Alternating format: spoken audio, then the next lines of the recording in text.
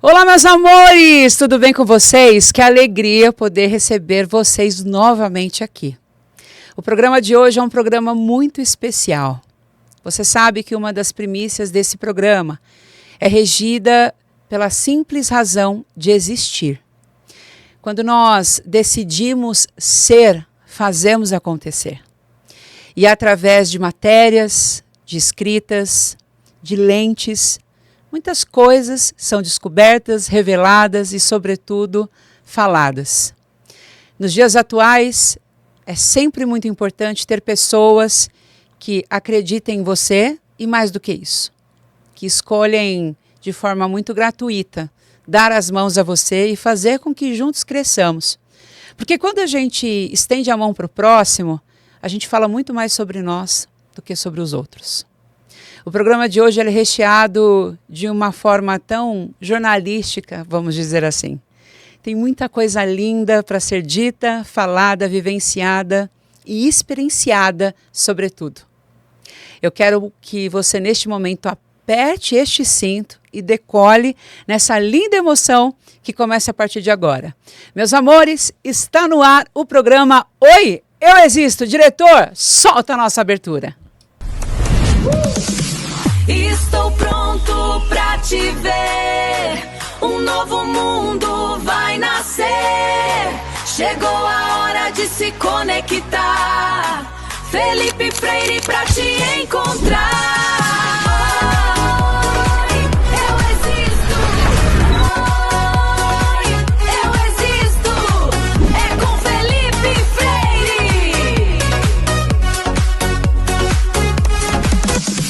Estou pronto pra te ver. Um novo mundo vai nascer. Chegou a hora de se conectar. Felipe Freire pra te encontrar.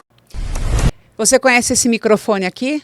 Bate-papo Uau! Olha, ele é um cara sensacional. É um dos presentes que a internet me deu. Certa vez ele foi me entrevistar e a partir dali nasceu um carinho tão genuíno, onde as redes sociais nos proporcionaram trocar várias mensagens e aquilo que um dia era um sonho se tornou realidade. Hoje, ele é o meu convidado, porque ao invés de entrevistar, eu vou entrevistar ele. Senhoras e senhores, meus amores, receba com muito carinho ele, o Rafa, do Bate-Papo Uau! Oi, Rafa! Meu amor! Tudo bem, e você? Prazer estar aqui. Pra mim é uma honra. Honra é minha. Né? Eu me lembro do primeiro dia que eu vi um vídeo seu na internet. E eu vi um pastor de salto alto cantando louvores na igreja. E eu pensei, gente, ele é maravilhoso, eu amei. E aí eu fui lá, dei o meu like e fui comentar. Só que aí eu me deparo com um monte de haters malvados, deixando comentários ruins. E eu pensei, gente, por que as pessoas estão jogando hater numa pessoa tão incrível? Não faz sentido. E aí eu mandei uma mensagem pra você, eu lembro disso. Eu estava no Uber e ele me respondeu imediatamente com o maior carinho do mundo. E nasceu essa amizade incrível. E eu tenho acompanhado seus vídeos desde então. E os haters são só os haters. Os haters só são os haters. E olha, nós estamos aqui porque eu tenho certeza que eles, de tanto insistirem, fez com que o meu, o seu, os nossos nomes fossem propagados.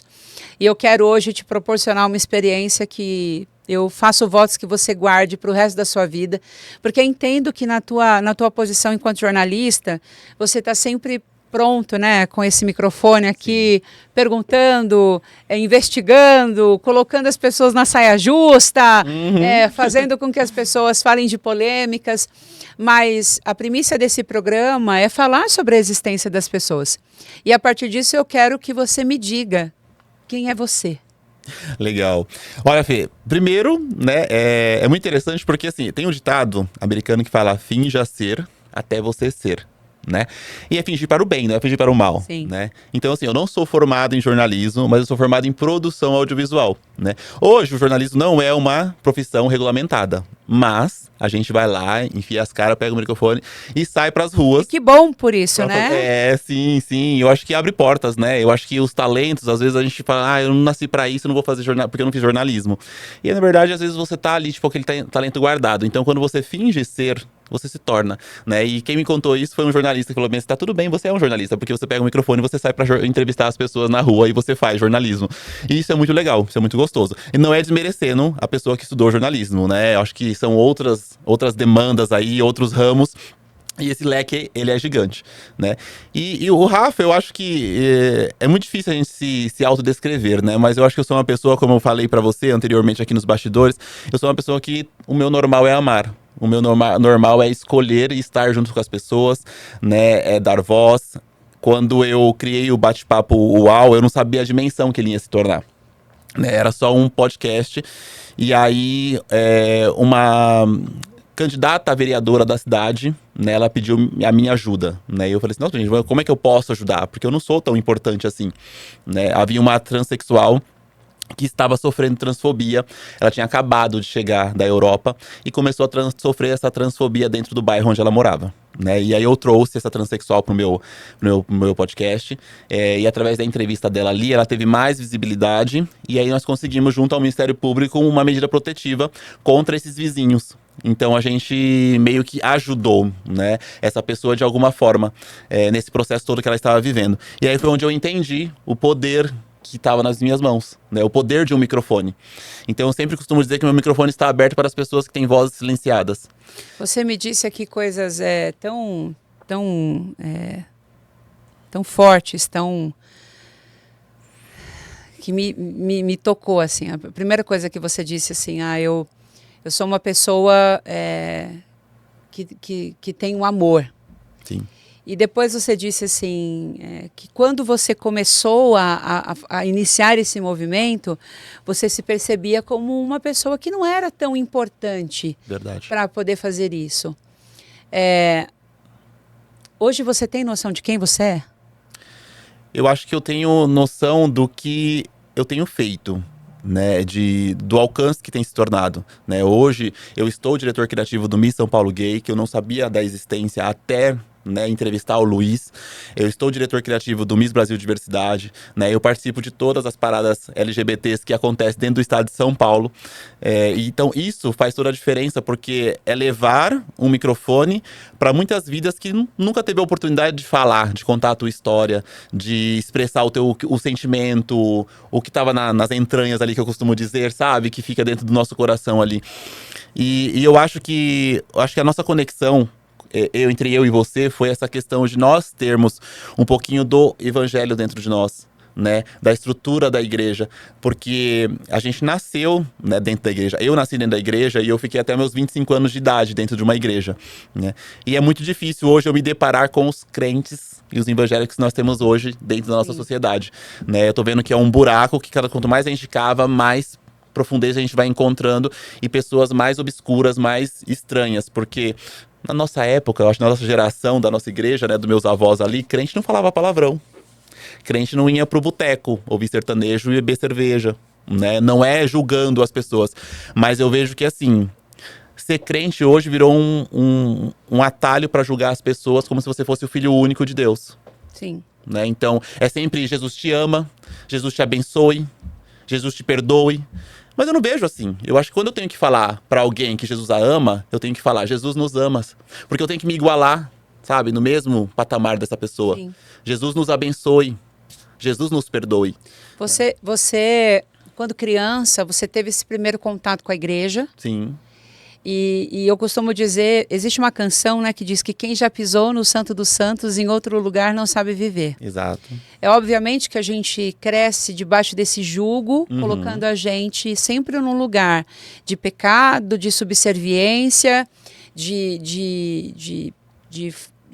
um lugar de erro. Mas dentro de você, em algum momento, você se sentiu condenado por ser quem você era? Olha, Fê, eu lembro da primeira música que eu cantei na igreja e eu lembro da última, né? Eu passei dos meus 10 anos de idade até os meus 25 anos de idade ministrando louvor.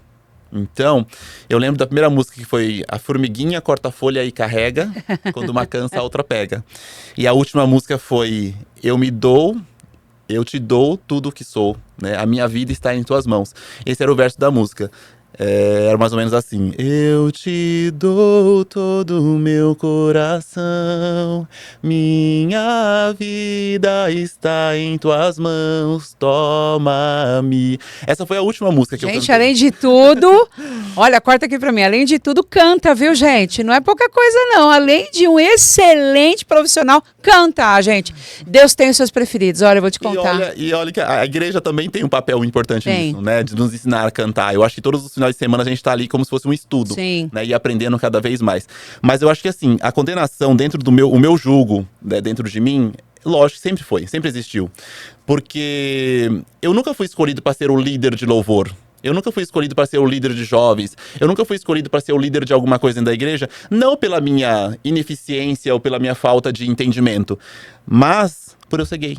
Por eu ter os trejeitos afeminados. E mesmo que eu não fosse assumido, as pessoas sabiam e percebiam os meus trejeitos. Só que isso nunca me impediu de realizar aquilo que eu tinha vontade de fazer. Porque eu não fazia pelos homens, pelas pessoas que estavam ali dentro. Eu fazia porque eu queria fazer e eu fazia porque Deus tinha me colocado aquele desejo no meu coração. Então, eu cheguei a momentos que eu falei assim, Deus, em um culto de domingo, eu falava bem assim, Deus, me leva agora. Porque é o momento que eu estou te adorando. É o momento que eu não estou pecando. É o momento que eu mais posso expressar o meu amor por você, que é através do meu louvor. É só Você isso chegou a pedir isso pra Deus? Sim, no meio de um culto de domingo. Que Deus me levasse agora, naquele momento. Porque seria algo que eu não poderia vencer. A homossexualidade era uma coisa que não era vencível dentro de mim. Não era uma coisa Continua não curável. sendo. E continua não sendo. Né? Quando, aos 25 anos de idade, eu decidi falar assim, não, hoje vai ser o meu último dia dentro da igreja. Eu ministrei essa música, eu dobrei os meus joelhos ali no altar, eu entreguei essa música e eu entreguei a minha adoração, como eu sempre fiz em todos os domingos, em todos os finais de semana. Eu lembro um amigo meu que falou bem assim, Rafa, você é uma inspiração pra mim, porque você está com a gente jogando bola no domingo, você para de jogar bola e você fala, eu tenho ensaio da igreja. E eu falei assim, poxa, tem pessoas se espelhando em mim, né? E eu falo, Deus, ele me usou enquanto ele quis usar dentro da igreja. Eu quero só aqui... Eu não posso deixar de falar. Eu acredito muito que em Deus tudo há um propósito. E Deus, ele continua te usando. Eu acredito nisso. Porque a gente não precisa de 4 paredes para que Deus use a gente. Porque dom de Deus é irrevogável. Você não é um ex-levita, você continua sendo, porque existe uma coisa que é eterna na sua vida, que é a tua filiação com o Pai e, sobretudo, o amor dele sobre a tua vida. Eu creio. E eu posso te garantir que, conforme você vai falando assim, o brilho do teu olho vem de uma forma tão linda, e é como se você estivesse hoje se curando, porque todo mundo que fala muito, pouco é escutado. Uhum. E sabemos nós que esse instrumento aqui, que é poderosíssimo, uma vez em que ele está nas nossas mãos, ele é cada vez mais potente e a gente acaba ficando naquele lugar, mas não houve um dia sequer que ele deixou de te ouvir. Ao Amém. contrário, ele sempre vem te ouvindo. E o mais bonito de ver é que, por mais que a igreja, de uma forma, infelizmente, ignorante, tenha te ferido, a essência está ali. Sim. E assim como você disse, né, a homossexualidade, ela não é uma doença para ser curada. Sim. Ela não é um vício que precisa ser vencido. Ninguém em tempo algum escolhe ser. Uhum. Nós somos. E a partir disso, a nossa existência ela precisa ser respeitada. Quando você sai desse lugar, né, de muito tempo na igreja, estando ali, e para mim é um relato muito forte, né, uma vez em que você fala, Senhor, eu estou te adorando, então me leva agora, porque quando você sai da igreja, como é que foi esse sair? Eu acho que eu saí da igreja e Cristo foi junto comigo, né, me acompanhando em todos os momentos da minha vida, porque eu nunca deixei de prosperar. Eu acho que eu tenho 37 anos hoje, amanhã. Na mesma idade. Amanhã é seu aniversário! E eu acho que durante toda a minha vida, eu tenho conquistado coisas que pessoas da minha idade não conquistaram.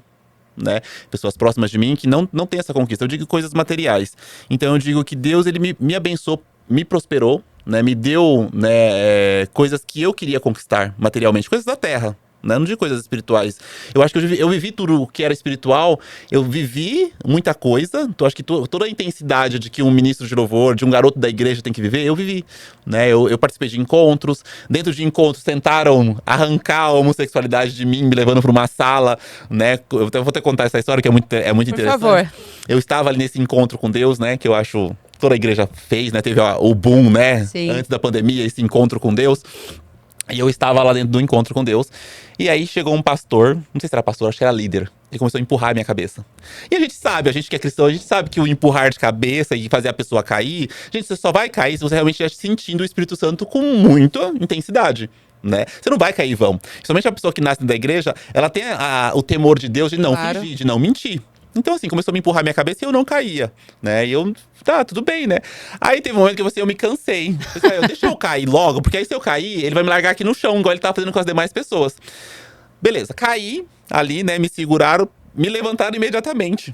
Aí eu falei assim, uai, gente, mas não ia me deixar aqui no chão, né? Era pra me ficar aqui no chão, quietinho, né? Igual todas as irmãs, os outros irmãos que caíram também. Me levaram pra uma sala, né? E perguntaram, por que você caiu, você sabe? Aí eu falei bem sério, é porque você tá empurrando a minha cabeça. Gente! Eu não falei nada. Você tá empurrando a minha cabeça, aí eu caí logo pra mim cair logo e você me deixar em paz, porque você tá empurrando a minha cabeça com muita força, irmão. Não, você caiu porque você tá em pecado. Aí eu falei assim, sim, estou em pecado, como todos nós aqui. Eu acho que se nós viemos ter um encontro com Deus é porque todos nós estamos em pecado. Quem é que não tem pecado hoje em dia, gente?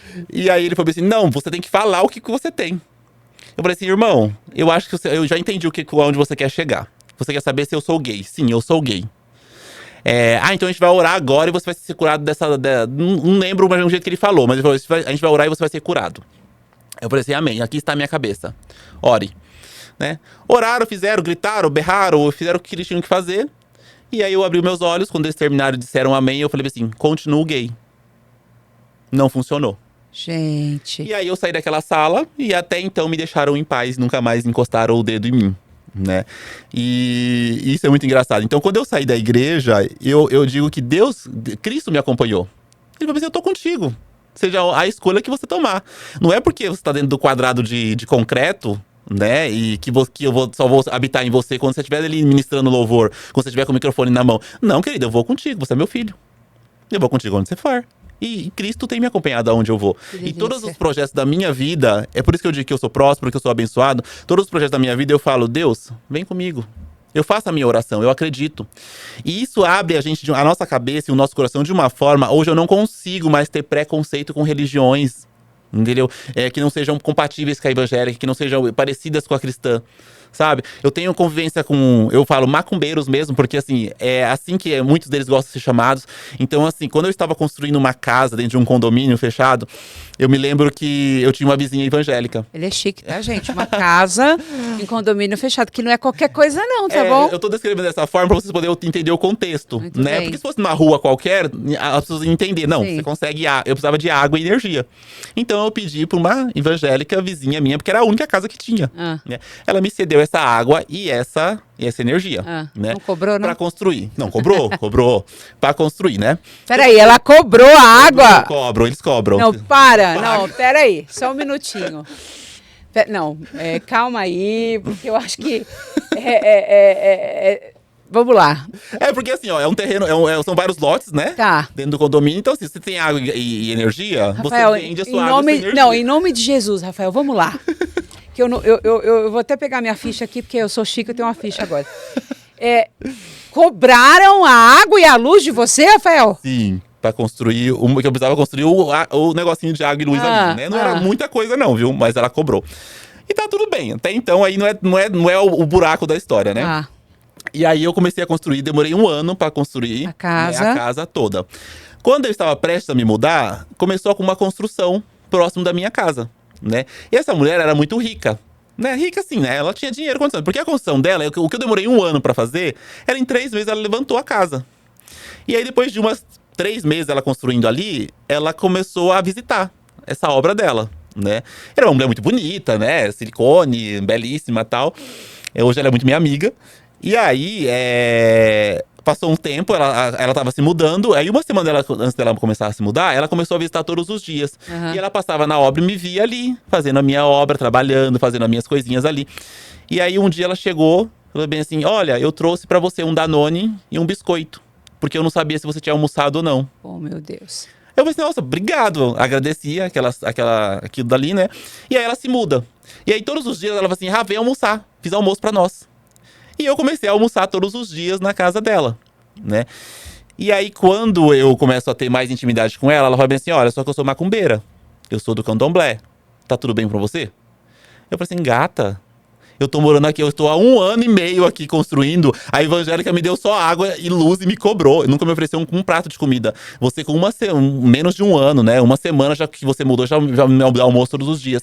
Então a gente consegue entender, né, que o amor não está no formato, no quadrado da realidade da igreja ali, mas sim dentro das pessoas que escolhem amar. Eu me compadeço da tua fala e eu preciso concordar com ela, porque a gente, o que nos uniu aqui foi o intermédio de tudo, acho que foram os haters. Sim. Porque chegou o meu conteúdo para você e a maioria deles são pessoas que se denominam cristãs. Yes. E a partir disso a gente percebe essa enxurrada de ódio e de uma série de coisas denominadas não só a mim, mas para toda aquela pessoa que se denomina, que se percebe, que se assume, que tem a coragem de dizer que é gay. Sim. E eu percebo que existem muitas pessoas que possuem a religião de matriz africana, o quanto elas são éticas também.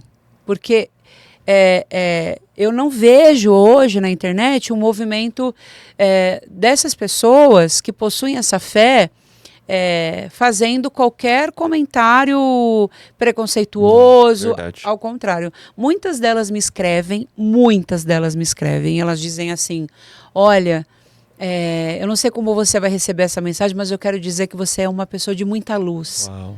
Você tem uma luz que é fora do comum. Então, quando você diz isso para mim, muita coisa ela se encaixa, porque eu realmente tenho me perguntado o que esse povo cristão tem feito dentro da igreja. Eu acho que eles têm feito diversas coisas, menos ouvido a palavra de Deus, né? Porque uma pessoa que, independente, né, de qualquer coisa, vai te cobrar água, vai te cobrar, infelizmente é algo muito doloroso. E aí, partindo para um momento agora que você assinou a sua independência espiritual, vamos dizer assim, saiu da igreja, começou a se perceber, começou a se aceitar, começou a entender que, olha, a presença de Deus aqui continua comigo, glória a Deus, aleluia. Quando é que foi o start para o teu sonho? Porque eu olho para você hoje, eu vejo você num estado de plenitude, parece que hoje você vive realmente o teu propósito, o teu sonho. De onde surgiu esse sonho?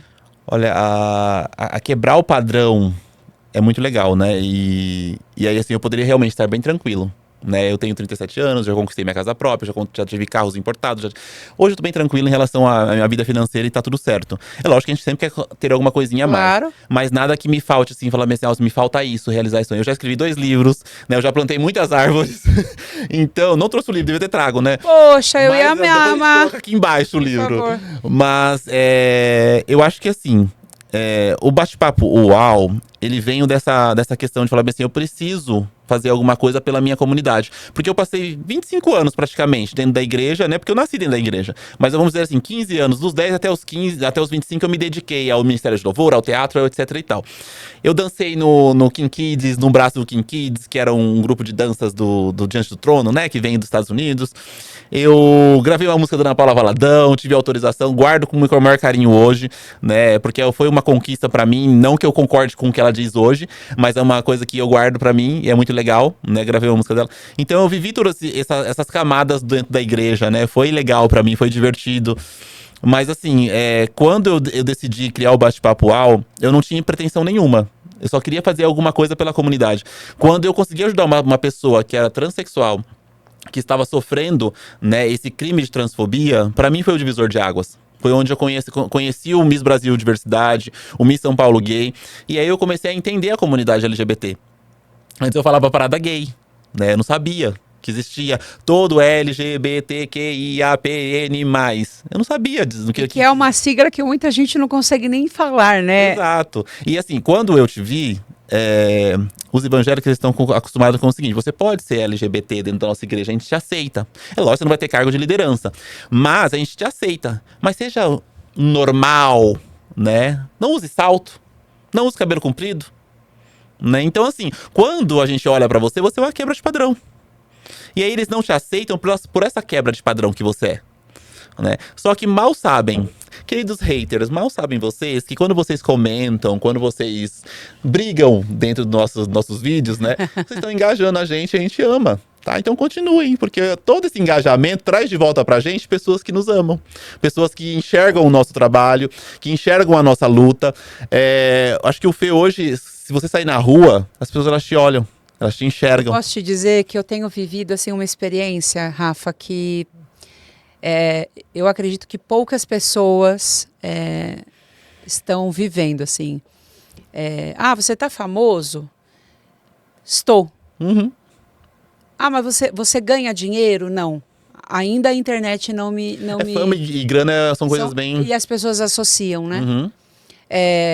Inclusive, muita gente fala assim, mas ele deve ter usado a igreja para se promover. Nunca precisei disso. Mas onde eu vou, sempre as pessoas me reconhecem. E essa semana aconteceu uma coisa muito curiosa, assim. Eu fiquei parado e um monte de gente vindo, querendo tirar foto, querendo que eu gravasse vídeo, que eu falasse, que não sei o quê. E aí, uma amiga minha que estava do lado falou assim, Felipe, você tem noção do que está acontecendo? Uhum. As pessoas te conhecem. E esse momento é um momento que é extremamente desafiador, porque nos bastidores nós estávamos falando aqui, né? Quando você é muito conhecido, todo mundo quer estar do seu lado, mas quando você está começando, são poucas as pessoas que vão estender a mão a você e vão dizer assim, olha, sim, eu vou te ajudar, olha, eu estou aqui com você. Uhum. E eu parando para olhar para você, porque você é uma referência hoje, como homem, como profissional. Eu acho que a sua própria existência é um calar de boca para muita gente, porque certamente, assim como eu, você deve ter ouvido, você não vai ser nada, porque você não sei o quê, porque não sei o que lá. Nós não somos criados, né, a dar certo. Nós já ouvimos todo o tempo que você não vai dar certo, você não prestou nem para ser homem, por isso que nenhuma mulher te quis. São falas como essas que muitas vezes a gente cresce. E hoje você tem a sua casa própria, tem o seu veículo, já teve carro importado, tem o seu programa, trabalha com pessoas influentes. Você chegou onde você queria chegar? Eu acho que toda vez que a gente sobe um degrau, a gente quer outro degrau. A gente nunca está satisfeito naquele degrauzinho que a gente parou ali. Então eu digo que eu não quero alcançar um nível de superficialidade, de inutilidade. Eu quero ter milhões para mim construir uma casa linda, maravilhosa, para me esfregar na cara de todas as pessoas que não têm essa casa, que eu tenho essa condição, né? Eu acho que eu não quero ter um carro importado para dizer que o carro tem que me levar. Sim. Não faz sentido eu ter um carro importado, pagar um IPVA caríssimo, sendo que o outro, que é popular, me leva da mesma forma. Então tem que fazer sentido para mim, sabe? Então assim, tem que ter se eu vou ter certo carro, hoje eu não tenho mais aquela casa no condomínio, eu vendi e hoje eu moro num apartamento. Um apartamento de 64 metros quadrados, né? É um condomínio legal? É um condomínio legal. É o seu palácio, que é o seu palácio. Tem a academia que eu preciso, tem a piscina que eu quase não uso, quando eu quero usar tá ali. Mas assim, tem segurança, né? Tem um teto sobre a minha cabeça. E eu acho que esse é o meu foco, sabe? É o meu foco principal, porque a gente como LGBT, a gente vai envelhecer. E muitos de nós não temos filhos. Muitos de nós não temos pessoas que vai cuidar de nós quando a gente chegar numa certa idade, que a gente não vai poder mais trabalhar. Então, gente, eu digo para vocês LGBTs, trabalhem muito, estudem muito, para que vocês tenham, no mínimo, a casa própria de vocês. Porque se você não tiver filho, se você não tiver netos, se você não tiver sobrinhos, quem vai cuidar de você na sua velhice? Eu tenho aqui uma curiosidade. E sinta-se muito à vontade para responder ou não responder, tá? Quando você olha para esse microfone aqui, quem foi a pessoa mais incrível que esse microfone, junto a você, conseguiu entrevistar? Uau! Teve muitas pessoas incríveis. Eu acho que definir uma pessoa é muito difícil. Porque as histórias são muito complexas, de cada um. Você sabe? poderia me dar 3 nomes? Poderia. Olha, um nome é a Kylie Hickman. Por quê? Porque um dia, numa parada trans, em que eu estava ali sem pretensão nenhuma, ou por estar porque eu era LGBT, e eu levei meu microfone ali e falei bem assim, vou entrevistar a galera da parada trans. Eu encontrei com essa mulher, de 1,89 m por aí, ela é mais alta do que eu. E aí, a gente teve a concentração ali da Avenida Paulista, e depois nós descemos a Augusta. No meio da Augusta, começou uma chuva torrencial, gente. E a Kylie, ela permaneceu em cima do saltinho dela e ali descendo aquela... Kylie, inclusive, super convidada a Venha. estar aqui. Quero ter o prazer de te entrevistar. Eu com meu 1,68 de altura, tá? Com um salto um pouquinho maior, mas terei o prazer de te receber aqui. Um grande beijo pra você. Então, a história dela é linda, porque assim, eu entendi, assim, poxa vida, essa mulher tá aqui, né? Ela já tem uma certa idade e eu costumo brincar agora que ela tá nova, né? Muito novinha, né? Que ela tem 22. Mas ela tem a idade dela e ela estava ali lutando ainda, em cima de um salto alto, debaixo de uma chuva torrencial, com a sua lace molhada, o seu cabelo molhado, o seu vestido molhado, em cima do salto alto, podendo correr o risco de escorregar, cair. Mas ela estava ali por ela e também por aquilo que ela acredita. Em prol de um propósito, que é a né? comunidade trans do nosso país. Segundo nome. Ai, vamos lá. Ai, que difícil lembrar de todo mundo. Né?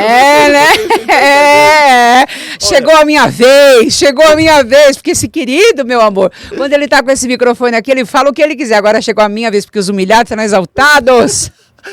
E aí eu acho que eu posso dizer que foi a drag Tiffany. Porque, assim, ela é uma pessoa que ela abriu as portas pra mim. Né, eu conheço ela há 16 anos. Ela foi a primeira drag queen que eu olhei assim, meu Deus, me apaixonei por uma drag queen. Né? E eu acho que isso foi muito legal, porque ela sempre foi uma pessoa que nunca você ouve ela falando mal de alguém. Ela tá sempre falando mal, sempre falando assim, aquela pessoa é legal, eu gosto dela, sabe? E, aquela pessoa fez isso comigo. Mas você tem que entender os motivos dela, né? Talvez ela tenha feito isso por causa disso, você fez aquilo. Então ela sempre tenta ponderar, sabe? Ela tenta ser amiga de todo mundo. E ela foi uma pessoa que abriu sempre portas pra mim, então eu tenho que citar o nome dela. Terceiro nome. E o terceiro nome, eu quero citar um pastor aí, Felipe Freire. Mentira, gente! Não, mentira. Não, eu vou explicar por quê que eu vou citar teu nome. Eu acho que você tem muito da minha história, né? Você é ministro de louvor. A gente se parece. Sim. E até na barba, né? A nossa barba é feitinha. Pois é perfeitinha. Né? E eu tô impressionado o quanto a gente se parece. Eu acho que se eu tivesse o teu sangue, ou fosse da mesma família, não iria parecer tanto. E essa entrevista aqui pra mim revelou isso. Teve alguns comentários falando, você é irmão dele? Você é parente dele? Meu amor, se você acha ele bonito, então é de família. É de família, tá? Né? Meu pai andando por aí em algum lugar. Aceitem. Mas eu vou dizer por quê. Quando eu fui te entrevistar, eu tinha acabado de sair de um término. E foi um momento muito difícil pra mim. Foi um término muito difícil, porque assim, foi um quase, né? Então a gente fala que os quase dói mais do que os que aconteceram, né? Então eu tava muito triste, tava muito mal. E eu falei, eu vou na igreja dele, porque assim, eu preciso ver se Deus vai falar comigo dentro da igreja alguma coisa diferente, né? E aí quando eu chego na sua igreja, eu vejo a sua igreja...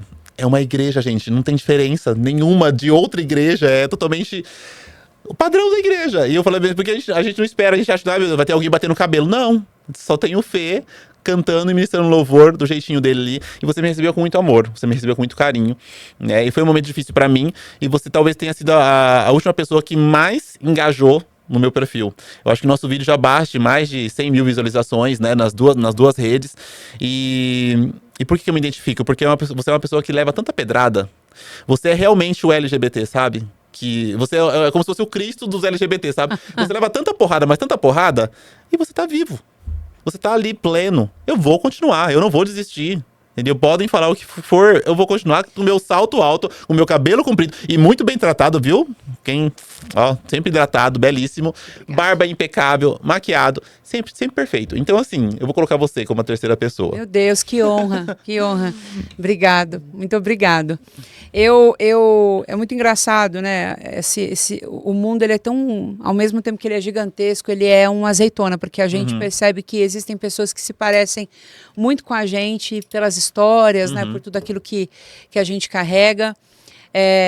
Eu penso que hoje, né, você tendo a possibilidade de ter contato com tantas pessoas incríveis, entrevistando pessoas diferentes, sendo um porta-voz também do público LGBT, eu tenho uma pergunta um tanto quanto capciosa para te fazer, mas eu acho que é importante porque você é um formador de opinião, você é uma pessoa de influência. Nós temos a mesma idade, né? Amanhã você completa 37, eu completei 37 em dezembro. Existe uma diferença muito grande da nossa geração afetiva e dessa geração nova que é muito presente. Eu, com 16 anos, eu não pensava em me assumir, eu não tinha dado, né, nem o meu primeiro beijo. Infelizmente, eu passei por, né, situações de abuso com 12, 13, 14 anos, então... Mas conscientemente, né, eu tive o meu primeiro relacionamento com 21 anos. Então, foi tarde. Como é que você enxerga essa nova geração de LGBTs? Eu acho que... Eu não quero em nenhum momento normalizar os haters e normalizar o ataque nas redes sociais, né? Não é isso que às vezes a gente fala assim, obrigado pelo engajamento, obrigado mesmo, mas a gente não quer normalizar isso. Mas eu entendo que a nossa geração, ela é uma geração muito rasa, né? A geração atual é uma geração muito rasa em relação... você não tem direito, tá tudo bem. Eu vou tacar o hater, vou xingar, vou bater o pé. Eu não quero ter direito, sabe? Eu não quero existir, eu não quero brigar por ninguém lá no futuro. E a nossa geração foi a geração que brigou por eles hoje. Para que eles tivessem esse acesso hoje, né? E eu vejo que a geração de hoje não tá preocupada com isso, né? Tá muito fácil para eles, sabe? Eles podem ser LGBT com 16 anos de idade no ensino médio, porque eles não vão sofrer homofobia. Tem homofobia? Tem, claro que tem. Mas eles não vão sofrer como a gente sofreu, né? E ainda sofre, né? Sofre. Mas eu acho que ainda assim, o jeito que a gente sofreu, porque a gente foi os LGBTs que abriram portas, né? Para que eles tivessem esse acesso hoje a essa liberdade de poder ser LGBT aos 16 anos no ensino médio. Com mais normalidade, né? Com mais tranquilidade, né? Não que deixe de existir ainda a transfobia, a homofobia ainda existe. A gente sabe que existe. Mas eles têm o apoio da lei, eles têm o apoio de outros LGBTs militantes que estão aí, militantes famosos, né? Eu lembro que ser LGBT com 16 anos no meu ensino médio, eu não tinha um famoso que era LGBT assumido e as pessoas admiravam. Sim. Né? Como a gente tem hoje Pablo Vittar, como a gente tem Glória Groove, como a gente tem a RuPaul, né? Tipo, onde você quer chegar? Se você não tem ídolo LGBT, não existe um LGBT famoso. Nós não tínhamos uma referência, porque era tudo muito incumbida. Quando você fala assim, quem é seu ídolo de comunicação? Eu tenho algumas referências, né? O mestre da comunicação chama-se Silvio Santos. Sim. Quem nunca sonhou ir num programa do Silvio Santos, Sim. né? Você já foi várias vezes, né? Eu já fui várias vezes. Quem nunca sonhou sentar num sofá da Hebe? Quem nunca sonhou ir a um programa do Faustão, participar de um... Nossa, o meu ídolo, a minha ídola, né? É assim que fala, ídola? Ídola, tá tudo certo. Eu falo bastante, tem coisa que eu não sei falar. Era Ana Paula Valadão. Jura? Juro pra você. Eu Aline Barros, tá? Olha, apaixonado. Eu fosse um pouquinho mais pra Aline Barros. Eu assim, olha, até hoje, assim, eu tenho a discografia toda dela, eu escuto. E penso que é uma das mulheres cantoras hoje que não se vendeu, assim, ela preza pela... Né, pela unção, pela busca. Gosto muito da Aline Barros.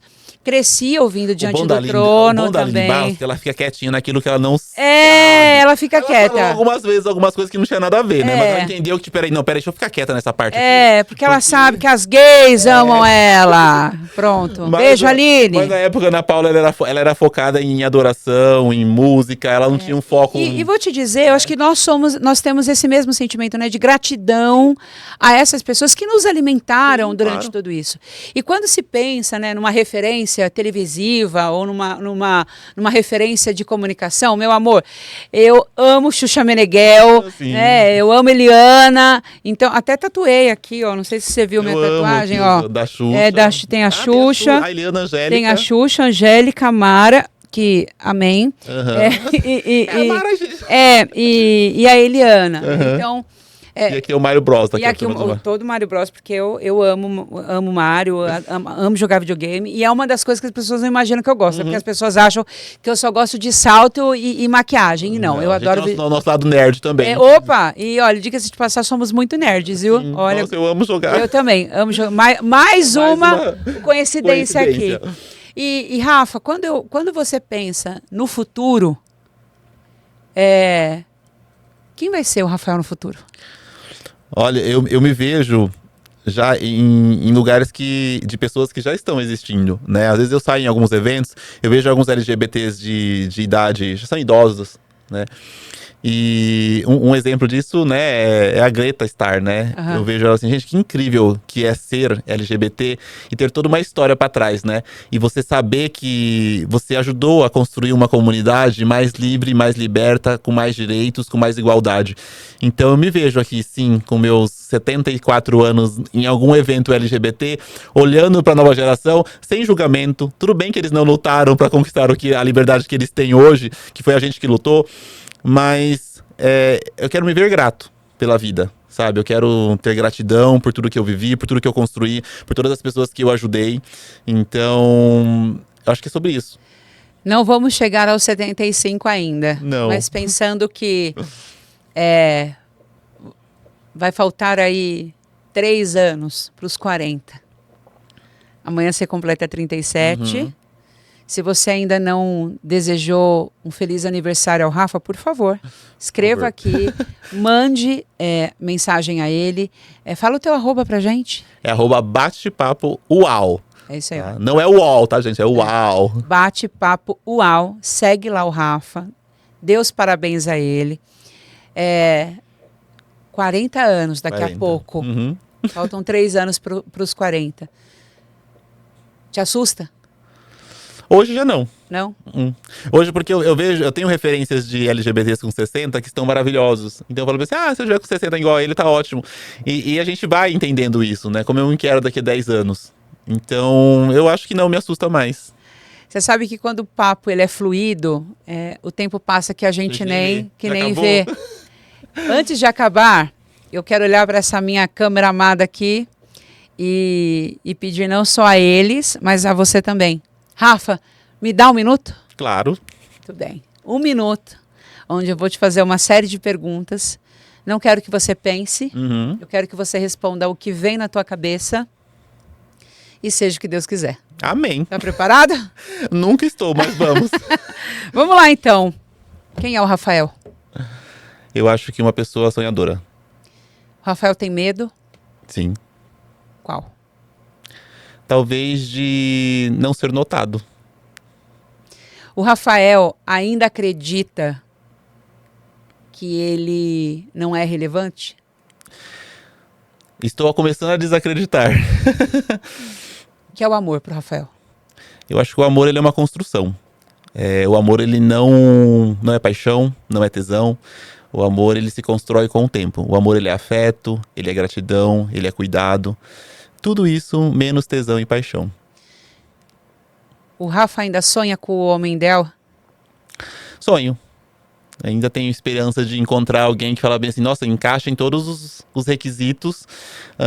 E talvez não precisa ser em todos, mas encaixe em 70% deles, eu acho que é o suficiente. Eu acho que o restante a gente molda, entende, respeita, cede, escolhe ou desescolhe, eu acho que é isso. O que significa para você esse microfone? Eu acho que hoje ele é uma arma de relevância de vozes que são silenciadas. É um espaço onde as pessoas elas podem expressar aquilo que elas sentem de todo o coração, sendo de qualquer religião, de qualquer sigla da nossa letra, né? Então elas têm esse espaço aberto. Se você pudesse hoje me responder, o que a tua família em especial representa a você? Eu acho que a minha família, ela é hoje, para mim, ela é o meu livro da minha história. Eu acho que com eles eu aprendi, com eles eu forjei a minha ética, a minha moral, e hoje eu consigo ser completamente diferente da minha família.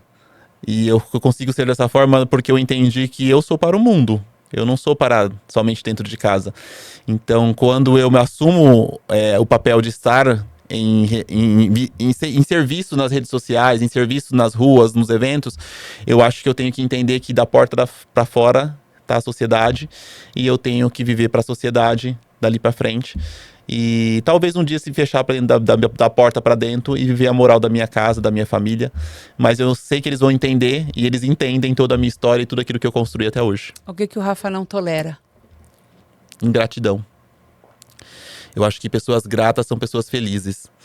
E independente da pessoa, como a gente tá falando no bastidor aqui agora, se você é amigo de uma pessoa e você foi capaz de amar um dia essa pessoa, você não seja ingrato. Né? Talvez você não fique mais próximo dessa pessoa, seja um amigo, seja um amor, seja um parente, talvez você não precisa conviver mais próximo dessa pessoa, mas nunca seja ingrato por aquilo que ela te fez um dia de bom. Então lembre disso, agarre as coisas boas e esqueçam as coisas ruins. Última pergunta do 1 minuto quem é Deus para você? Eu acho que Deus, ele... Não posso dizer que ele é um pai, porque a gente tem um formato de pai, eu tenho uma referência de pai muito não legal. Mas eu acho que Deus, ele é um cosmo, é um infinito, é um universo, é uma energia gigantesca, mas que habita dentro de nós de forma tão sublime, suave, respeitosa, amorosa, de aceitação, porque ele nos aceita como a gente é. E se ele quiser mudar alguma coisa, ele vai mudar, e eu tenho certeza que ele entende mais da mente do ser humano, do porquê foi ele que criou, do que qualquer outra coisa. Se você pudesse me fazer 3 perguntas, quais seriam elas? Olha, o que te fez escolher, além dos haters estarem te bombardeando, continuar entregando o teu louvor em cima de um altar de uma igreja cristã? Por mais que seja contemporânea, né, não sei qual seria a profundidade desse significado, mas o que te faz ainda querer estar ali? Adorar a Deus é tudo aquilo que eu mais amo fazer. É o meu momento de devoção, de conexão, de troca, de poder dizer a Ele o quanto eu amo, e é um propósito. E posso te garantir que eu sou a pessoa mais improvável para louvar Jesus. Uhum. Eu nunca fiz aula de canto, eu nunca estudei, mas não é sobre somente ter técnica, é sobre ter intimidade. E isso ninguém pode tirar de mim. 37 aninhos. O que você faria de novo desses 37 anos que você talvez falasse assim, poxa vida, isso aqui foi tão marcante, eu faria outra vez? Eu nasceria outra vez. Uau! Muitas pessoas não costumam dizer, né? Eu queria não ter existido, né? Eu nasceria outra vez. Eu serei um eterno vendedor de coxinha e tem vencido. Nascido na periferia de São Paulo, vindo de uma família totalmente desestruturada, um pai adicto, uma mãe que fez de tudo para criar seus filhos, uma pessoa que conheceu a Jesus, levou a família toda para a igreja. Na igreja passou por 3 abusos sexuais, perdeu a irmã para o suicídio, casou e de um tempo para cá resolveu dar voz, foco e luz às promessas que um dia Deus fez para mim, porque estar aqui é uma promessa de Deus. Eu acredito. E eu nunca mais vou negligenciar os meus sonhos, os meus desejos por medo ou por receio da aprovação das pessoas. Eu não preciso mais da aprovação das pessoas. Afinal, eu existo. Uau, e eu ia te perguntar, a terceira pergunta seria o que você não faria de novo. Então você já respondeu ela, né? Eu já respondi, mas eu te respondo de uma forma melhor ainda.